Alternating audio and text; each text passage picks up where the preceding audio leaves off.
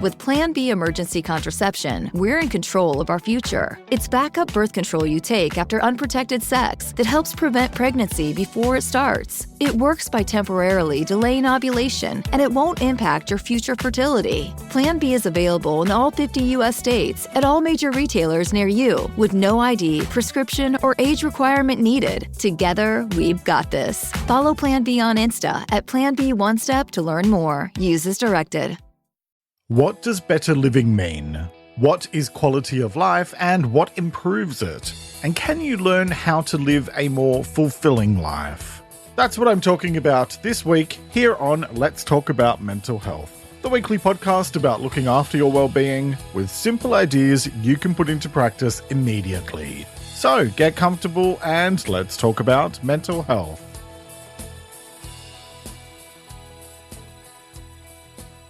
Hello and welcome to episode 163, and thanks so much for joining me as I talk about life and mental health.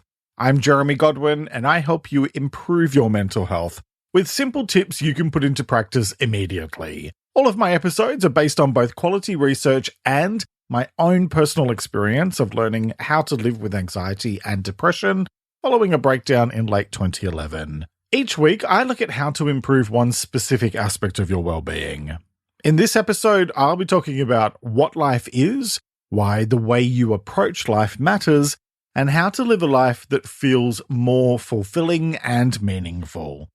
So, let's talk about life. In 1998, the British singer Des'ree released her song Life, which contains quite possibly one of the wackiest lyrics of all time.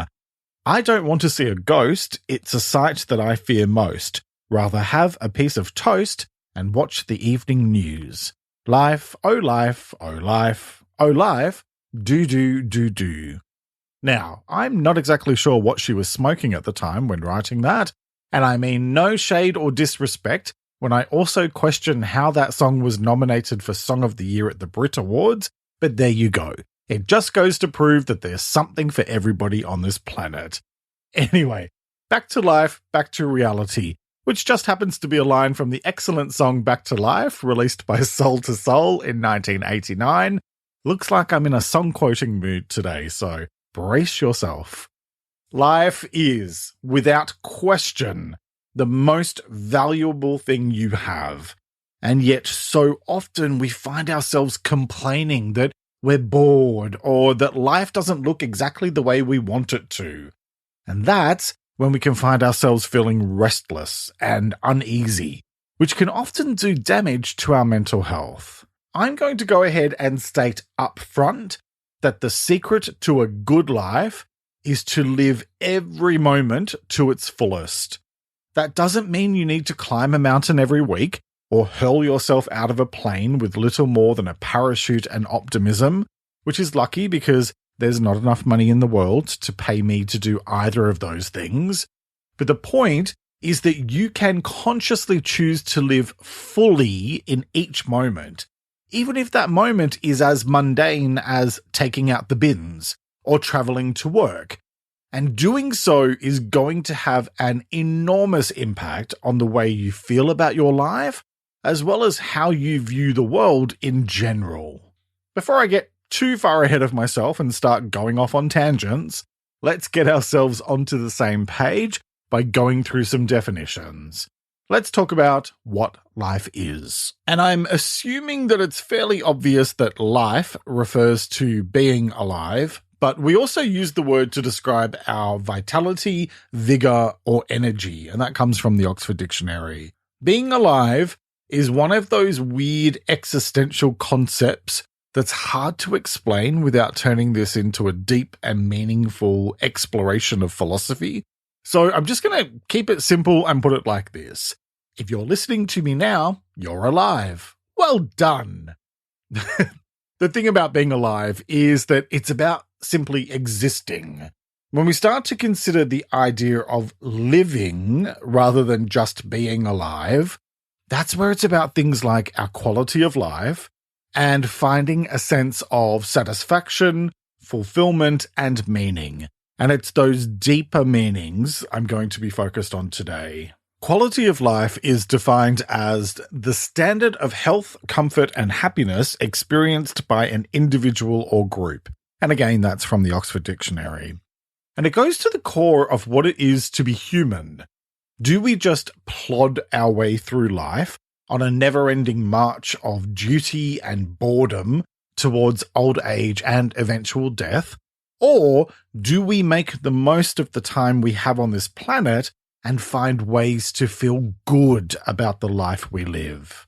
Now, that doesn't mean that life could or even should be all rainbows and unicorns all the time, because happiness is not a permanent state, and we all have challenges to deal with from time to time. But it does mean that, generally speaking, you're able to build an existence for yourself that feels broadly satisfying and where you're able to flourish. From a psychology standpoint, quality of life refers to the extent to which a person obtains satisfaction from life, and that comes from the American Psychological Association, which is linked in the transcript at letstalkaboutmentalhealth.com.au/episodes. So what makes for quality of life? Well, according to the same article, it's emotional, material, and physical well-being, engagement in interpersonal relations, opportunities for personal development, exercising your rights and making self-determining lifestyle choices, and participation in society. And again, that article is linked in the transcript. The challenge here is that we each have our own unique perspective on what's important for quality of life. So we need to remember that there's no single hard and fast definition. And so let me just take a moment to talk about what life isn't. First, it isn't easy. Look, you know as well as I do that it doesn't come with an instruction manual. And sometimes it feels like being on a roller coaster immediately after eating a huge meal. Apologies for the visual there, but you get my point. Sometimes you'll be up, sometimes you'll be down. And sometimes you'll have no clue what the hell is going on because your head is spinning at all the change going on around you. But the other thing you need to remember is that life is not a competition and it's not a race. You are exactly where you need to be at this point in time in order to learn the lessons you need to so that you can create a better tomorrow for yourself. Because the thing is that life is not set in stone, and that's a good thing. You are the one in control of what you do or don't do with your life, and you are in control of the journey you take. And so that means you get to steer your life in whatever direction feels right to you so that you can find fulfillment and meaning. So, with that in mind, now let's talk about why the way that you approach life matters. And it matters because your approach determines what you will experience. If you have a life sucks mentality, then guess what? Life will suck. But on the other hand, if you choose to see life as being a combination of good times, challenging times, and all the times in between, and understand that satisfaction and happiness exist on a spectrum, rather than being some magical destination you can eventually reach and then live at forever, you will be far more pragmatic about life and allow yourself to see where your journey takes you. There's a very good reason why so many belief systems and even more recent philosophies on life talk about how your focus shapes your life, because it's true. Here's a simplistic example. The next time you're out and about, I want you to spend an hour looking for yellow cars.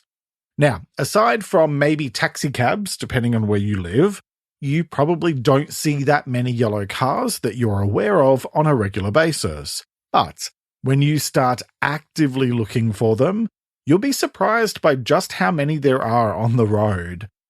The reason I suggest you do that is that it's an example of how what you choose to focus on will directly influence what you pay attention to, thanks to a little thing called cognitive distortion, which is a much more detailed subject that I'll explore in a future episode one day. Here's the quick explanation of it. If you look for dog crap, then you'll suddenly begin to see more and more dog crap everywhere. Whereas if you consciously turn your attention to more positive things, then you'll see more and more to feel positively about. That doesn't mean the dog crap isn't still there, so watch where you step. But it does mean that you choose not to make it your primary focus, because you realize that giving it all or most of your attention is going to make you hyper-focused on the doo-doo. That's why I say so often in this podcast and in my posts on social media that what you focus on is what you focus on, because it's the secret to turning your life from so-so to satisfying and from meh to marvelous. So how do you do that? Well, let's get into the how-to part of today's episode, and let's talk about how to live a life that feels more fulfilling and meaningful. And I'm just going to jump straight in the deep end here with a fairly blunt piece of advice, which is take control. Do you want a better life? Well, then create a better life. Nobody is going to do it for you. Not only are they probably focused on their own life, even if someone else wanted to create a better life for you, they couldn't, because it's your life and nobody else can live it for you. Even the people who love you the most in this world cannot do the things for you that are going to make your life better. They can't make you genuinely successful in your chosen career field. They can't build the skills for you that you need to do that thing you've always wanted to. And they can't take over your personal and professional relationships for you and sort them out. Although I will say that some will try. When I was a manager, I once had a team member in his early 20s who was underperforming, and his mother rang up and yelled at me for performance managing him. Even interfering helicopter parents can't fight your battles for you. I mean, if you're familiar with that song Fame from the 80s by Irene Cara, then you'll remember that she sang, "I'm going to make it to heaven," not "my mum is going to make it to heaven for me." I know. That was a long way to go for a joke involving an 80s song reference, but that's just the kind of work I do here for you on this podcast, so you are very welcome. Okay, next, think about your choices. Do you want a better life? Well, then it starts with the choices you make. Actually, it's all about your choices, because what you choose to do and say, or not do or say, determines what happens next. Think of it like a choose-your-own-adventure book without the silly storylines, although I guess that's just a matter of perspective, really. Make choices that are thoughtful and considered, instead of rushing into everything like a bull in a china shop. You do that by taking the time to weigh up both emotions and logic, so that you can make a balanced decision. And I talked about how to do that in episode 135 about choices. Okay, next, clearly define what truly living means to you. Because if you don't know, then how will you know what it looks like when it's happening? This is a really personal one, because there's no one-size-fits-all approach to what a good life looks and feels like. What feels satisfying to me would probably horrify some of you, especially since one thing it involves for me is making sure that I rewatch Spice World, the movie, at least twice a year. I think the best way to do that is to think about what your needs are, which I covered in episode 137, and to think about what you want for the future, which I talked about in episode 100. Okay, next, make an honest assessment of where you're at now. Ask yourself this: are you truly living, or are you just going through the motions? Because the answer to that question is going to have a huge impact on what you may need to focus on in order to feel like you're living a life that feels satisfying and fulfilling. For example, are you making the most of every moment, even if it's just you on the couch binge-watching another drag race marathon? I mean, you don't need to be out volunteering for Doctors Without Borders to find meaning and fulfillment in your life. Maybe your way of bringing joy to yourself and to others is to become super knowledgeable about something you're passionate about, and then to share that joy with others. Or maybe it's to rescue lost mittens and scarves so they can find a new home. I don't know. It doesn't matter because it's nobody's business but yours. Like Sheryl Crow told us in 1996, if it makes you happy, it can't be that bad. I'd suggest you check out episode 110 about satisfaction and episode 114 about fulfillment to explore those topics in more detail. Okay, next, build more positive self-talk.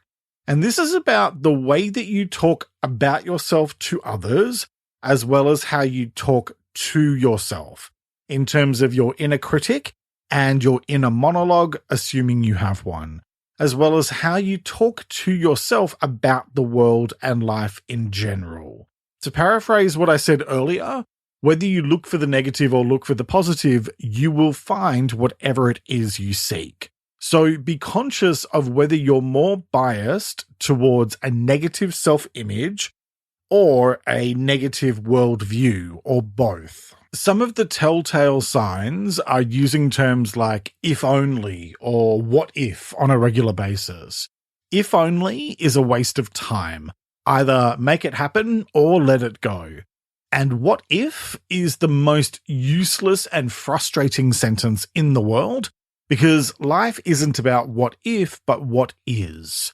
Instead of focusing on regret or wishing your time away or being too negative about yourself or the world around you, choose to redirect your focus towards positivity and possibility and create opportunities for yourself along the way to grow and flourish. And I covered opportunity in episode 119.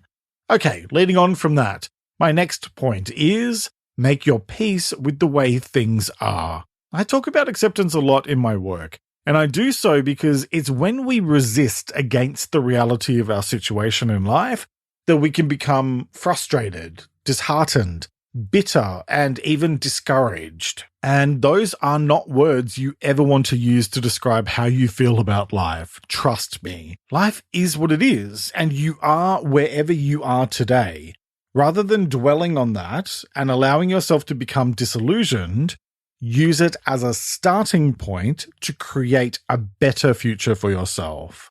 When I was a teenager and stuck in a physically and emotionally abusive home environment, I never once allowed myself to become disheartened.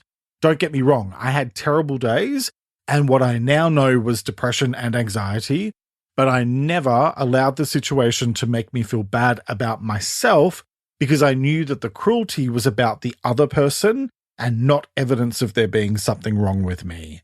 That became the fuel I needed to spend every day taking small steps towards finding my strength and finally getting myself out of there, and I never looked back. My point is that even though I hated every second of it, I never allowed myself to resist the truth of the situation because I needed to be completely focused on creating something better for myself instead of wishing things were different than they were. And so that leads to my next point. Focus on yourself. And by that, I mean to create a life for yourself that's about what you feel drawn to and passionate about, instead of trying to live your life based on what other people think you should be doing. It's not their life to live, but yours. That means choosing to be 100% yourself and remembering that it doesn't matter how you live your life, providing that you do no harm, are kind, and give more than you take. And while I'm at it, focus on yourself also means no comparisons with other people, because there is no comparison. There are 8 billion of us on this little blue and green rock, and not a single person in this world is exactly the same as you. And so that makes you both unique and invaluable. So don't worry about what Joe Bloggs is doing or why you don't have X amount of money in your bank account like that person you went to school with. Just be your authentic and wonderful self. And remember that the only true comparison is whether or not you're growing, bit by bit, day by day. Okay, next, build and maintain healthy relationships. Because you might be a unique individual, but you're also a human being with feelings and a desire to connect with others, But what matters most is that those connections are healthy ones. Because, funnily enough, unhealthy relationships do a lot of harm, and that's something you want to actively avoid. Choose the people in your life carefully and remove negative energy from your life. Remember that you get to decide who has access to you, as well as what that access looks and feels like. The thing is that you can't change the people around you, but you can change the people around you. Okay, so my next point is move your body. To quote the 90s Belgian band Technotronic, you've got to move that body. Actually, here's a fun fact. Technotronic were the first band I ever saw in concert when they came to Sydney and performed at Australia's Wonderland, which was a giant theme park that sadly closed many years ago, and where I once threw up off the side of a roller coaster, which is probably why I used that as an example earlier in the episode. Actually, now that I think about it, Technotronic were quite obsessed with moving the body. As well as the song Move That Body, there was their other song Get Up Before the Night Is Over, where they declared that you should get up, get busy, do it, get up and move that body. Get up, people, now get down to it before the night is over. And aside from the fact that I am clearly delirious at this point with all of the 80s and 90s song references I'm cramming into this episode, my point is a valid one. At least, I think I have a point. And it's that physical movement, even if it's just dancing around your living room to random songs from your childhood, makes you feel better about yourself. And exercise releases endorphins, which reduce stress and improve your well-being. So go dig out all of those old school songs you grew up with and move that body. Okay, next, have fun. And honestly, what's the point of life if you're not having fun? I mean, life is ridiculous, and yet we think we have to be so serious and professional all the time. Why do you think I bust out my obscure pop culture knowledge and terrible rapping skills from time to time in this show? Have fun. This goes out in late January, and some of you may have seen that I did daily Life is Short posts over on my It's Jeremy Godwin account on Instagram, and most of them were variations of pointing out that life is short, so you should have as much fun as possible. And one way to do that is to spend time doing the stuff you feel passionate about, or that brings you joy, or at the very least, just the stuff that makes you laugh. At no point has it ever been written in stone that we need to spend our lives being serious and bored out of our minds. So make it a point to incorporate at least a little bit of fun into every day, whatever that looks and feels like for you. My general thing here is that if it does no harm to others or yourself, then you do you. Okay, my next point is be present.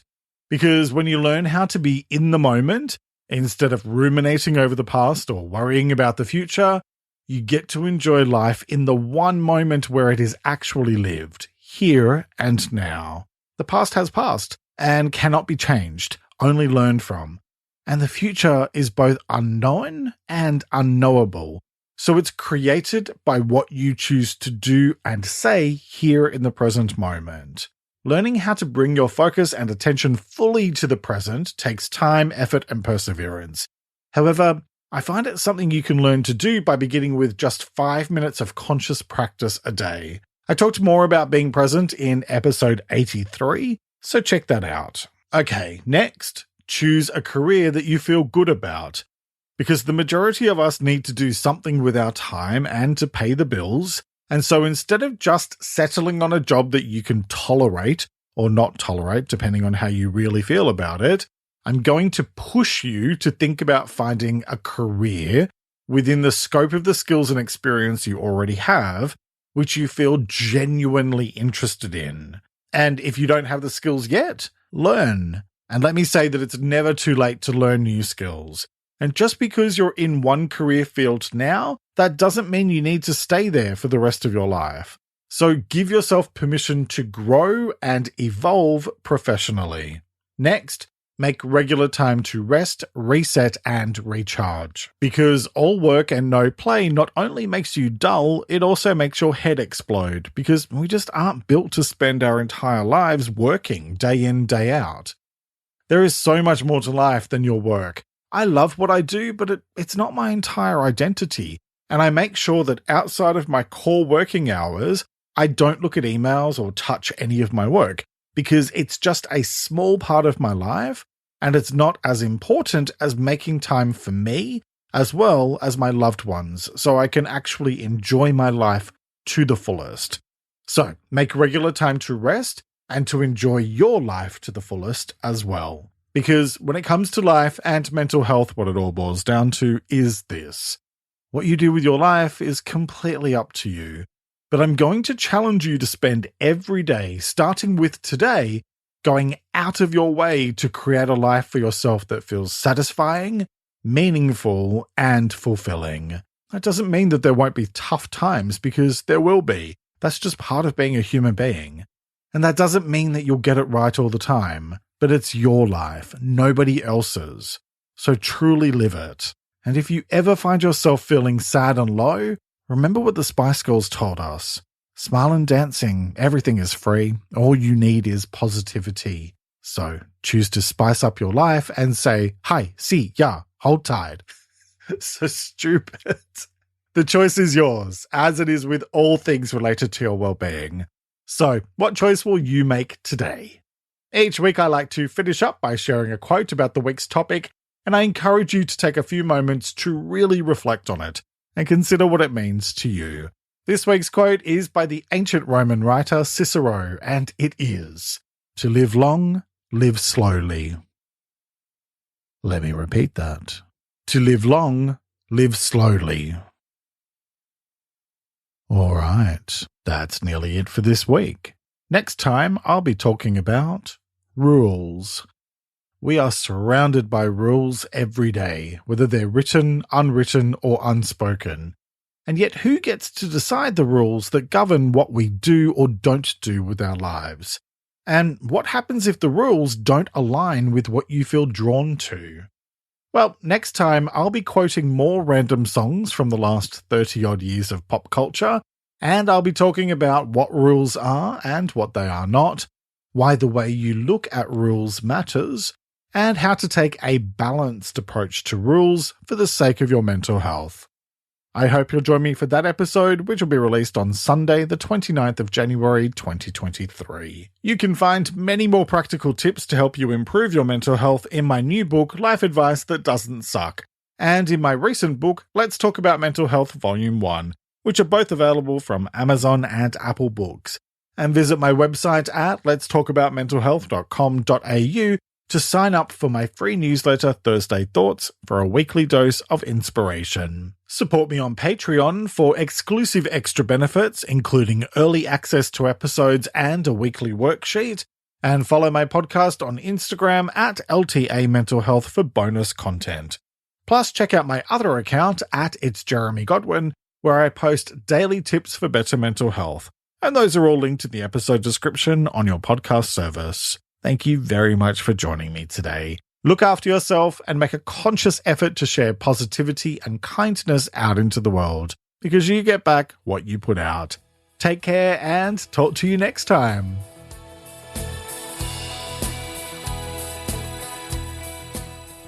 Let's Talk About Mental Health is an independent program proudly produced by Reconnaissance Media, helping you find meaning and gratitude. For more information, visit reconnaissancemedia.com.